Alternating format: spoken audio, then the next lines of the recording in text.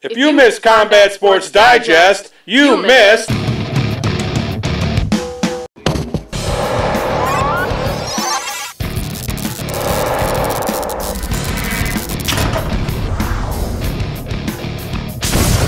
Welcome to the first episode of Combat Sports Digest, the only combat show with teeth. I'm Jim Rotundo, your host for this week's show, and next to me is our co-host, none other than Scott Green. Scott's the owner and founder of the Shamrock Wrestling Club. Now, Scott, you're in a new facility here. Why don't you tell us a little about it? Yeah, we're down at the new Shamrock Athletic Center on Riverside Drive, the former Bally's Total Fitness. It's been the natural growth of what started as Shamrock Wrestling Club about 13 years ago. We're expanding currently, always reinventing ourselves a little bit. We're into mixed martial arts, and now we have a facility, 12,000 square feet, that can service the whole family's fitness needs. Thanks, Scott. Now, we've got a great show lined up for you this week. We've got high school wrestling featuring the Section 4 duels and the MAC League Championships. We've got college wrestling with the Binghamton Bearcats and the Cornell Big Red. We've got an interview with John Jones, who just came off a big win in UFC 94. And we've got our training segment called In the Gym with Marshall Dornick. And we'll be right back.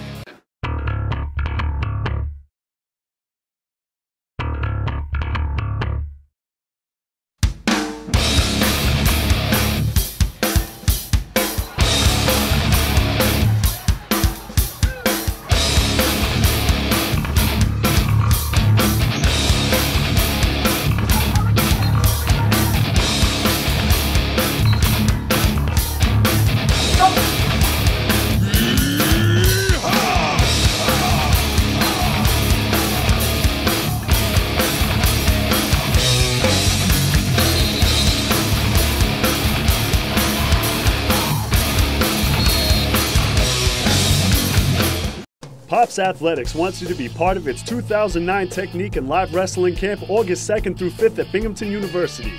This competitively priced camp is designed to give wrestlers valuable insight on what it takes to be successful at the highest levels of wrestling. You'll work with Binghamton University head coach Pat Popolizio and his staff of counselors to improve your skills both on and off the mat. Camp size is limited, so hurry up and call 607-372-4118 for more information.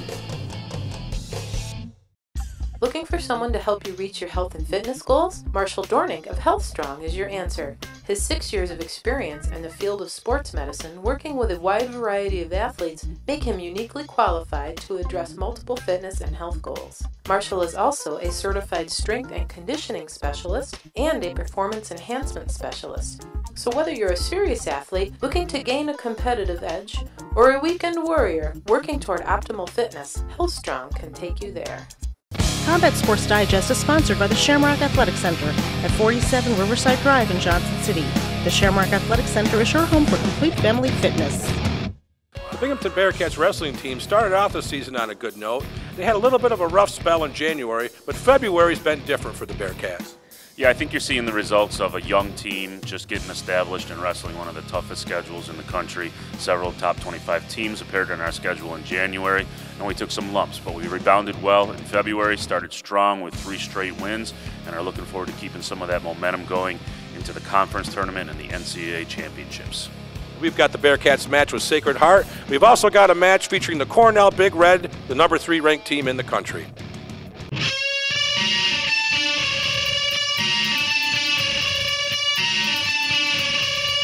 We're in the West Gym at Binghamton University for the 11-12 Binghamton Bearcats Colonial Athletic Association match against the Sacred Heart Pioneers. We'd start off with the 149-pound match between the Bearcats' Matt Kaler and the Pioneers' Anthony Priori. Kaler takes a shot in the first period and is fighting to gain control to get the takedown. He finally gets it, and he goes up 2-0. Kaler's up by 1 in the third period, but Priori's got him in a compromising position. Priori gets the takedown at the edge of the mat with 15 seconds left and pulls out a 6-5 win to put Sacred Heart up 3-0. After a lengthy absence, Nate Patterson is back in action against Jonathan Rizzatello. He just picked up some back points and is going for the pin with a variation of a half Nelson. Patterson gets the pin in 2 minutes and 34 seconds to put BU up 6-3. Ryan McGarrity's taking on Sacred Heart's Michael Hartman in the 165-pound bout. McGarity gets a takedown near the edge of the mat and puts Hartman on his back. He gets 3 back points to go up 7-0 on his way to a 14-1 major decision. After Matt Beretta got a forfeit at 174 to put BU up 16-3, Josh Patterson went up against Brandon Lapp in the 184-pound contest. Patterson is ranked 8th in the country. Early in the first period, Patterson takes Lapp to the mat and right to his back. Patterson gets the pin in 1:09, and that would be a school record 18th pin this season. Patterson improves to 35-4 on the season, and BU is up 22-3. Tioga native Corey Waite took on Rich Eichenlaub in the 197-pound match, and he starts off the first period with a takedown to go up 2-0. Waite would add another takedown later in the match, and he went on to an 11-6 win. Now BU is up 25-3. Dan Bittner got pinned in the 285-pound match by Paul Schweighardt in 1:17 to make it 25-9. In the 125-pound contest, Marathon native and Shamrock alumnus Tyler Malmberg takes on Michael Impellizzeri. Early in the second period, Malmberg has Impellizzeri on his back, and he's not going anywhere. Malmberg gets the fall in 4 minutes and 8 seconds to put BU up 31-9. The Bearcats will drop the last 2 matches, but they go on to even their record at 12-12 with a 31-18 win over the Sacred Heart Pioneers. BU's won 3 in a row after a rough January, and Coach Papalizio explains why. I think the mindset and the attitude and the tone in the wrestling room is obviously a difference in what's happening in competition right now. And you know, we're focusing here on the end of the season. That's what we get judged on.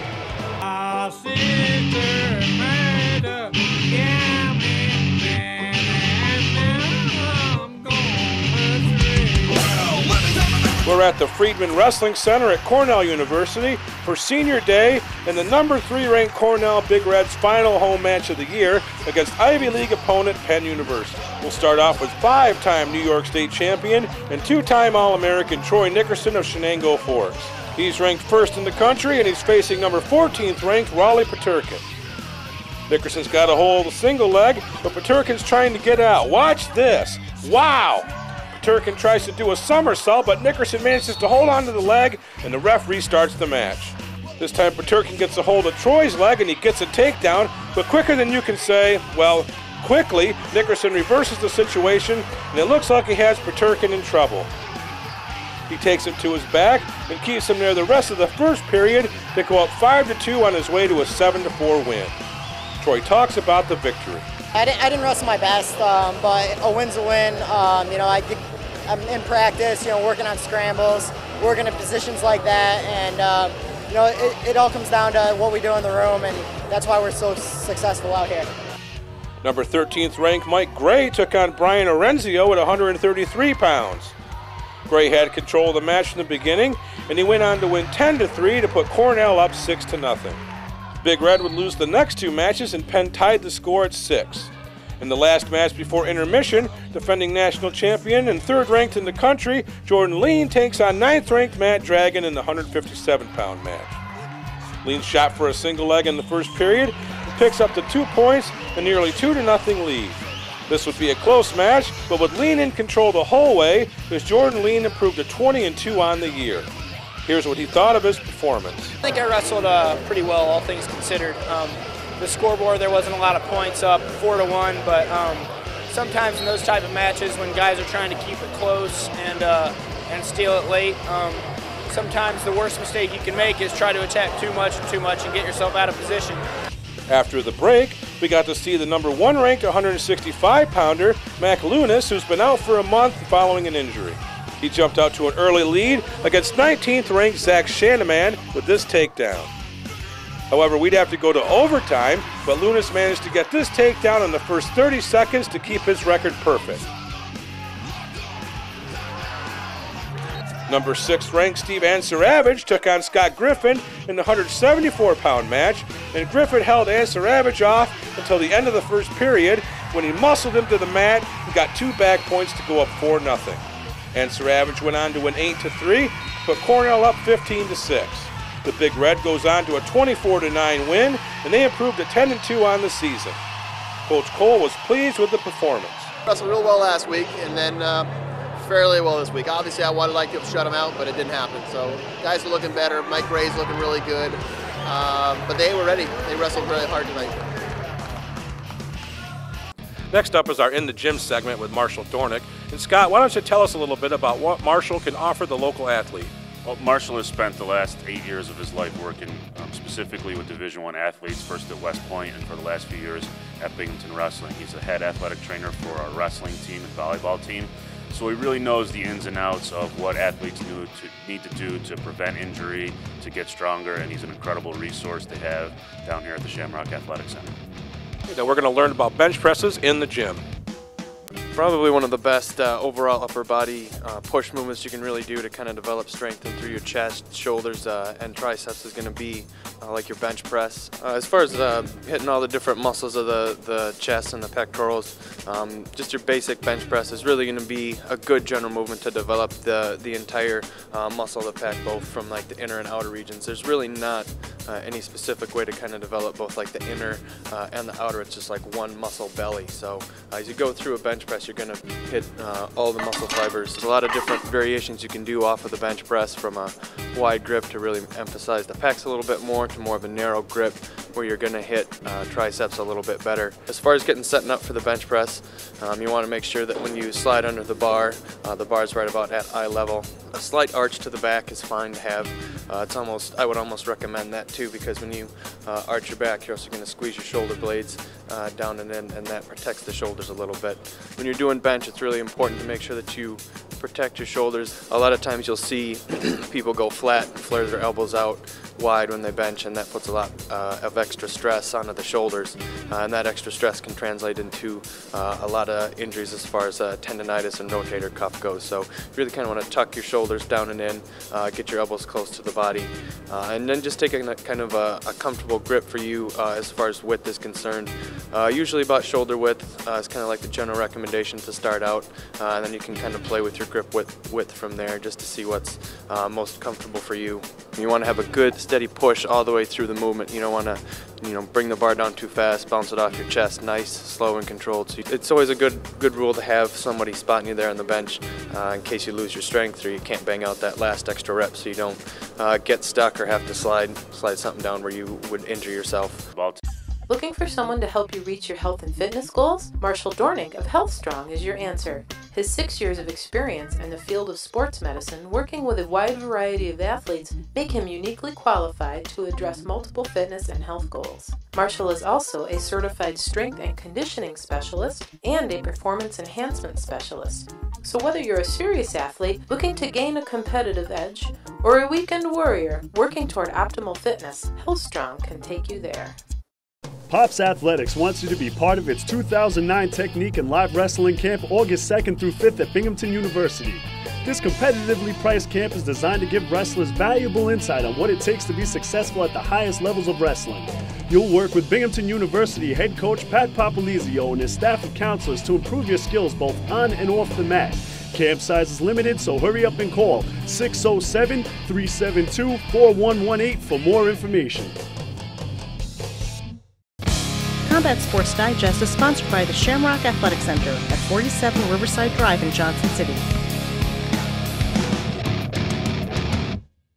It's time for this week's wrestling highlights, and we're going to start off with a trip down to Shenango Forks High School for the Section 4 duels. Now the Waverly Wolverines, they lost to Shenango Forks last year in the duels, and they come into this year's duels as the #1 team in Section 4 in the small school division. Now will they be able to beat the Forks, or is the Forks going to come out on top again?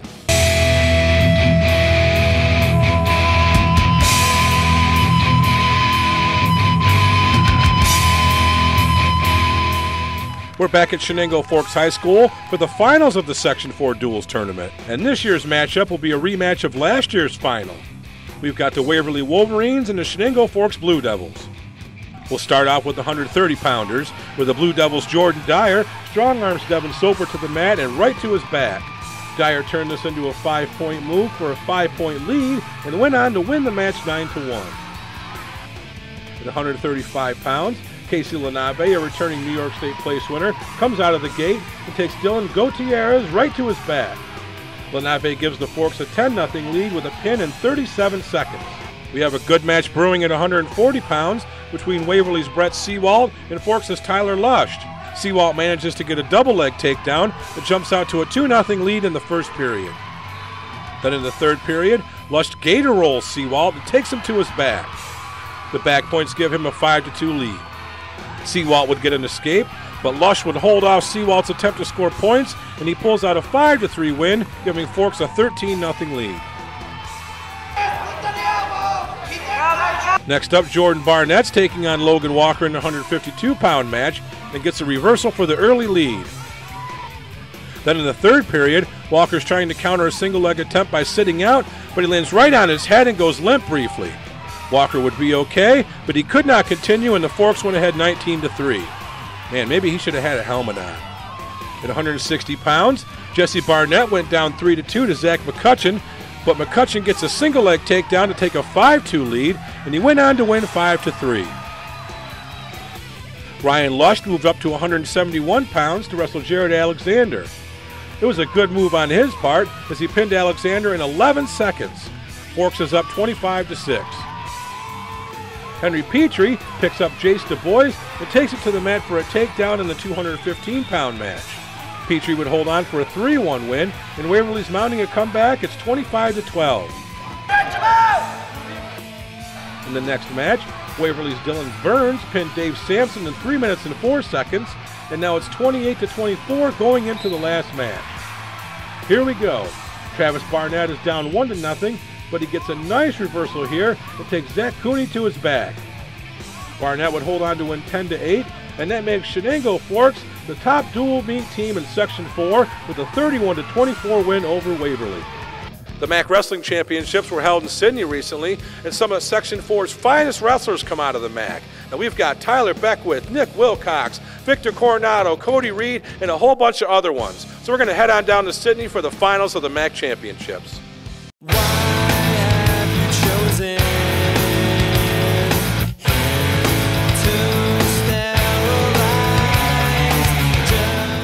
We're at Sydney High School for the 2009 MAC League Championships. Green enters the final round ahead of BGA with Walton in third place. First off, the 96-pound weight class, Sydney Scott Stafford's taking on Unadilla Valley's Lucas Lyons. Stafford took a 5-0 lead in the first period. Then he used an armbar to get Lyons on his back, and after a little persuasion, he manages to pin Lyons in 3 minutes and 4 seconds to win the 96-pound weight class. After a scoreless first period in the 119-pound match, defending sectional winner Danny Gormley from Bainbridge Guilford Afton takes a shot at Green's Mike Beckwith. He gets the takedown and goes ahead 2-0. Gormley follows that up with an escape and another takedown midway through the third period, and he wins the championship 5-0 over Mike Beckwith. Defending 3-time Section 4 champion Nick Wilcox of Green took a 5-0 lead over BGA's Justin Sirigliano in the 125-pound championship. He sinks the half Nelson in on Sirigliano, takes him to his back, and he's trying to get the pin. Sirigliano's putting up a fight, but he's going to have to hold on for about 45 more seconds. He almost gets off his back, but Wilcox put the clamps on and pins him in 1:28. I believe that's Wilcox's 5th MAC championship. In the 135-pound match, Green's Mickey Brown wrestled a good first period against defending sectional and MAC champion Tyler Pete of Unadilla Valley. However, Pete's experience got the best of Brown, and Tyler got a takedown in the second period and turned Brown on his back here in the third period to go on for an 8-0 win to lock up the championship.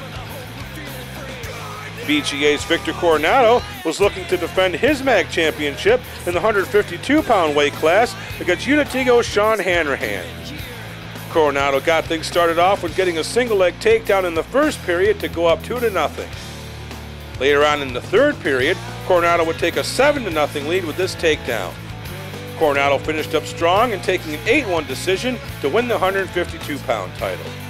Our featured match of the night was the 171-pound final between Walton's Cody Reed and Oxford's Travis Frank. Frank handed Reed his only loss of the year earlier in the season. Second period action, Travis Frank's on the bottom, and he executes a stand-up right at the whistle. He turns into Reed and gets 1 point for the escape to make it 1-0. Moving to the third period, Reed's on the bottom, and he pulls off a nice sit-out, and he gets to neutral position to tie the match at 1. He almost gets a takedown as they go out of bounds. This was a very exciting match, and here we see in the third period, Travis Frank is trying to get out of bounds, but before he gets there, Cody Reed catches him in a single leg. Reed's fighting to get the takedown, while Travis Frank is fighting to avoid it. Neither one of these guys will budge until finally Frank manages to get out of bounds and avoid the takedown. There's about 16 seconds left in the third period, and Frank has Reed by the head, and Reed's trying to push towards the end of the mat. Now they're at the edge of the mat, Frank pulls Reed's arm and spins around him. The referee gives Frank 2 points for a takedown. The crowd can't believe it, and it's deja vu all over again for Cody Reed. The refs talk and don't feel Travis Frank had control, so we go into overtime tied at 1. The first overtime was scoreless, and Reed managed to ride Frank for the first of 2 30-second second overtime periods. Frank let Reed up in the second 30-second period, hoping to get a takedown to win. Reed fought off Travis's takedown attempts and wins a thrilling match 2-1, taking the 171-pound title. Up next is the 189-pound final between undefeated state runner-up Tyler Beckwith from Greene and Tyler Newen from Unitigo. We're in the second period with Beckwith up 2-0. Beckwith locks Newman up and hips him to the mat. Beckwith puts him on his back, and the ref counts away. Newman was stuck there for a while, and Tyler Beckwith finally got the pin at the 244 mark to win the 189-pound title. Greene would take the overall team championship by 17 points over Bainbridge Guilford Afton. For the escape. Combat Sports Digest is sponsored by Pops Athletics. The Pops Athletics Wrestling Camp starts August 2nd at Binghamton University. Combat Sports Digest is sponsored by the Shamrock Athletic Center at 47 Riverside Drive in Johnson City. The Shamrock Athletic Center is your home for complete family fitness. Hey guys, this is John Jones from Team Bomb Squad, and you're watching Combat Sports Digest. The sport of mixed martial arts is becoming very popular these days, and we're blessed in this area to have several professional level athletes competing, in UFC, WEC, and other organizations like that. And this week we've got a special interview with John Jones, who just came off a big win in UFC 94. Now Scott has a little bit of knowledge about John Jones. Why don't you tell us about it? Well, John Jones is a local guy. He won a state title for Union Endicott Wrestling, and he actually won a junior national title wrestling for Iowa Central. Mixed martial arts, if you have a TV set, you know how popular it is now. And like Jim said, there's lots of local guys, Tandon McCrory, John Franchi, that are doing it professionally now, former Shamrock wrestlers that are out there making the transition into the great, new sport of mixed martial arts. Okay, now sit back and have a look at John Jones.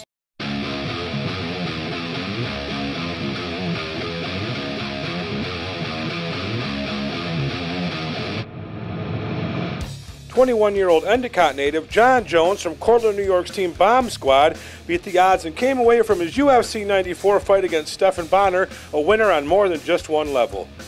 John began his journey to the UFC after an unexpected bit of good news. Iowa Central was like a really good junior college for wrestling, and I had a full ride to wrestle for Gail Sanderson at Iowa State.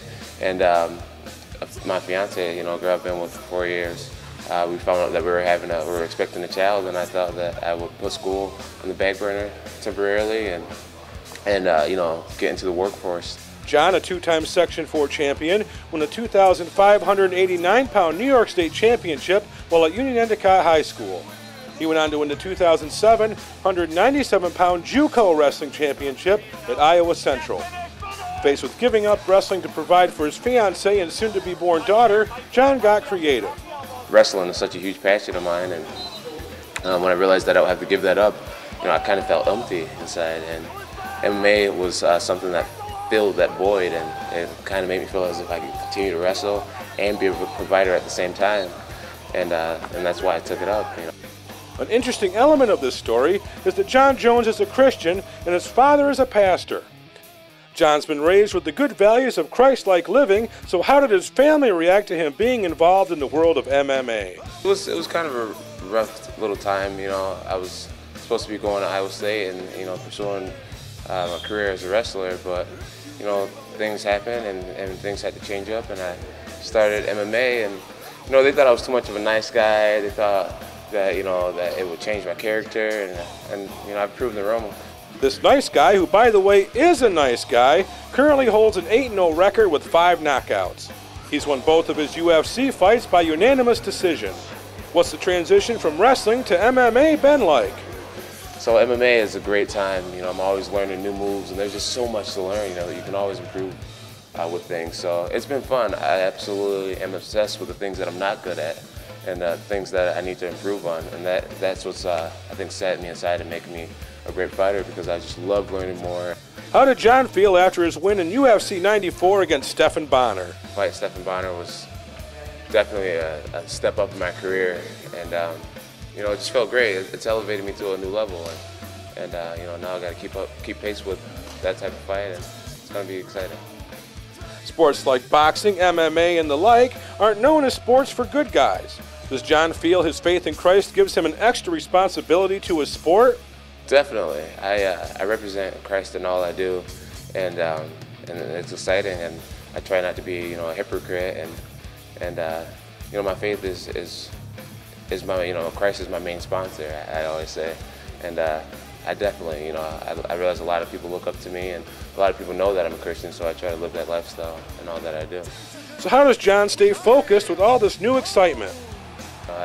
I've recently just moved out to Ithaca, New York, where, you know, I don't know many people, and I have to stay focused. I'm not up and moving to Las Vegas and doing a lot of things that these other fighters are doing. I'm still hungry, I'm really young, and you know, I have a lot of people to beat, and I have a lot of experience to gain. Being a fighter, it's like, you know, nothing ever bothers you, especially like, you know, crazy guys or people trying to see what you got. It's just like when you fight every day, there's no need to ever get in anything in the streets or anything crazy.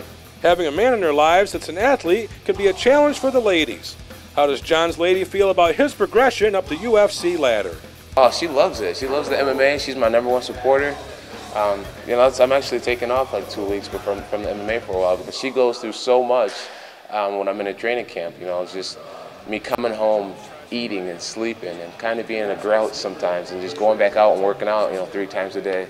So, you know, it could be unfair to her at times to put up with, you know, all the training and, you know, the dedication that it takes to become a really serious fighter. But she understands, and she knows that I had to put my time in and put my work in so that we can live a good life when we're older. So she understands, and I love her to death, and she's my girl.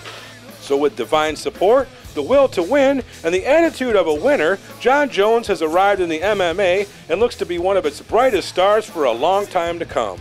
From Team Bomb Squad's training facility in Cortland, New York, I'm Jim Rotundo. Well, that's it for this week's edition of Combat Sports Digest. Hope you enjoyed the show. Now, next week we've got another action-packed show for you. We've got the Section 4 Championships. We've got an interview with Kyle Dake. We're also going to continue with our coverage of the local mixed martial arts scene, as well as feature some highlights from your Bearcats, who compete against Buffalo on the 22nd of February at the West Gym. Hey, thanks for tuning in, and we'll see you next time.